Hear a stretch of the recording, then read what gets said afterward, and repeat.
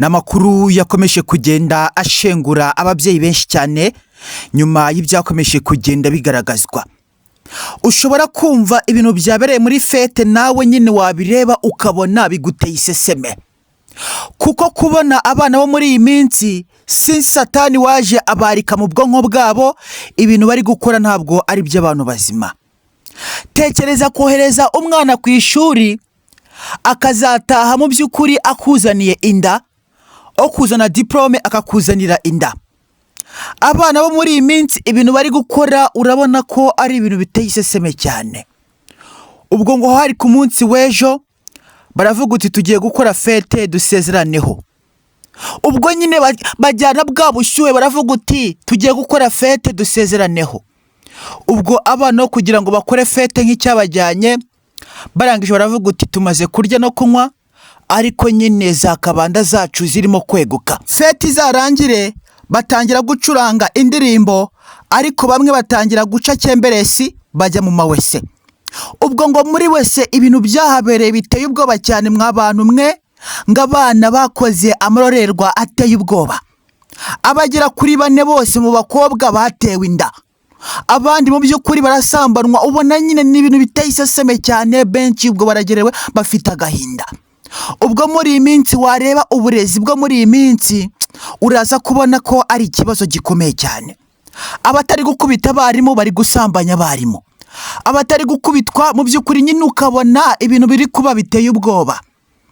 Ubwo Minisiteri y'Uburezi yumiwe yifashe kwitama, iragira uti turaza kuba dukora iki. Wareba amategeko akomeza kugenda asohoka agaragaza ko mu Rwanda nta mwana wemerewe gukozwa inkoni, ukabona nabyo biri kwica abanyeshuri. Ibi bintu byo guca inkoni, kudakubita abanyeshuri, nibyo biri gutuma mu by'ukuri abana bacu bangirika. Kuko uraza kureba nko muri Kayonza abanyeshuri ibintu bahakore biteye ubwoba. Nyine ni mu gihugu hose ibintu byahabereye biteye ubwoba cyane. Abanyeshuri batewe amada, abandi bafatwa, nyine ubona ibintu byakozwe n'agahomamunwa.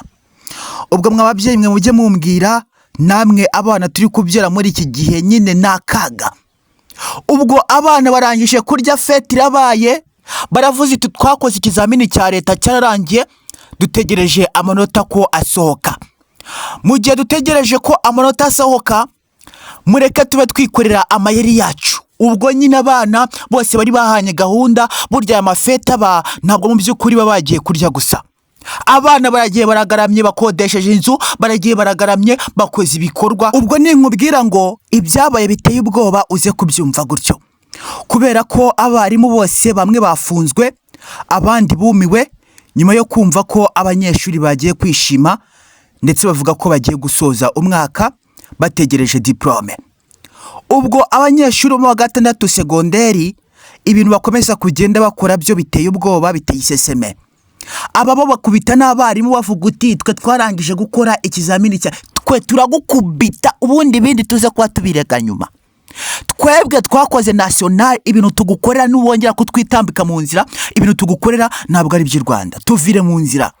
Twebwe turi bakagarara, tugiye guhabwa diplome, tujye mu isi yacu dushaka amafaranga. Ariko abana ntibamenye ngo burya abanyeshuri murishuka cyane. Iyo murangije guhabwa diplome mwongera kugaruka muri iyi si, nibwo ushobora kuhagera ugasanga niyo diplome nta kikumariye. Bitewe nuko ibintu byose wakora udafite discipline, ntabwo mu by'ukuri watera nyine first of all discipline. Udafite discipline mbere na mbere nta kintu wakigezaho. Ariko nanjye nkakomeza kugenda nenga uburezi, nimba mu by'ukuri abana mwarakuyeho inkoni zo kubacyaha. Kuko nuza kureba twe twize badukubita, twe twize batwikoreza amabuye, ntabwo mu by'ukuri fete yacu wari kujyana mu bugoryi bumeze gutya.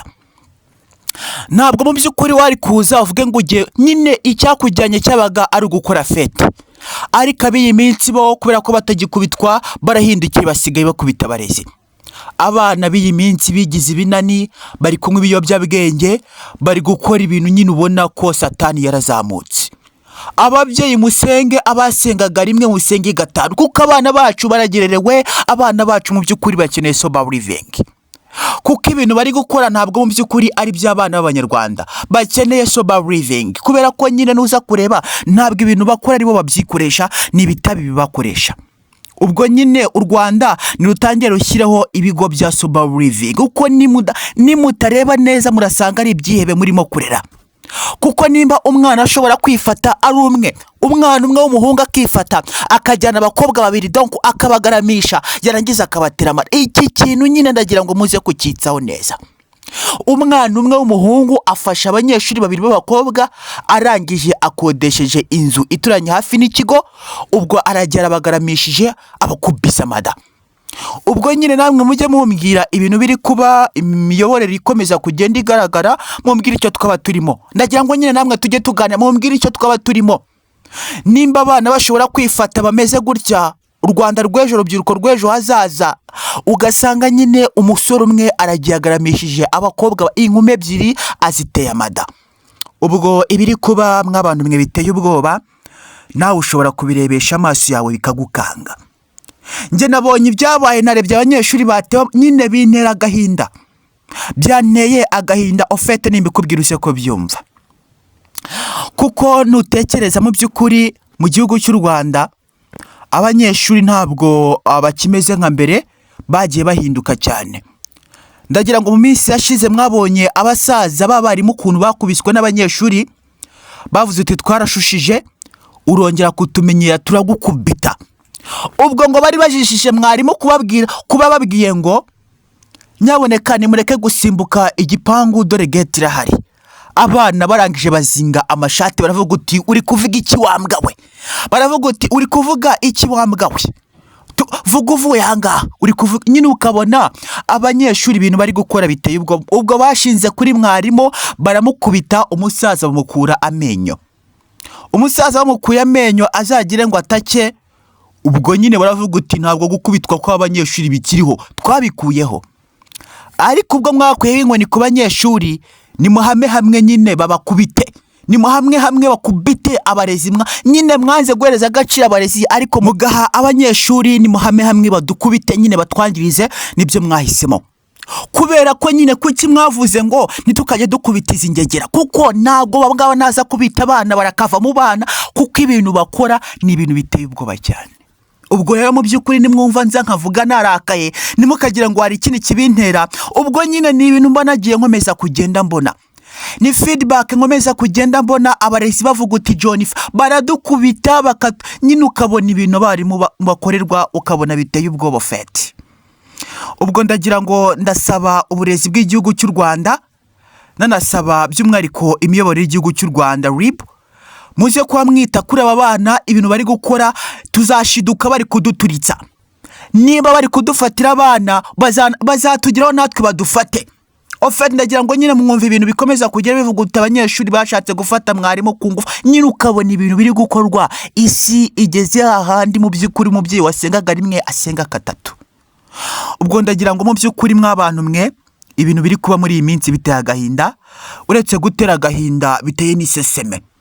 Kuko nta kuntu warera umwana umeze gutya ngo nawe ubwawe ntazagufata, kuko nawe uri mama we yagufata. FETE umwana nyine ufite ubushobozi bumeze bw'abana b'iyi minsi bakeneye sober living, munyemerere ndekeraho.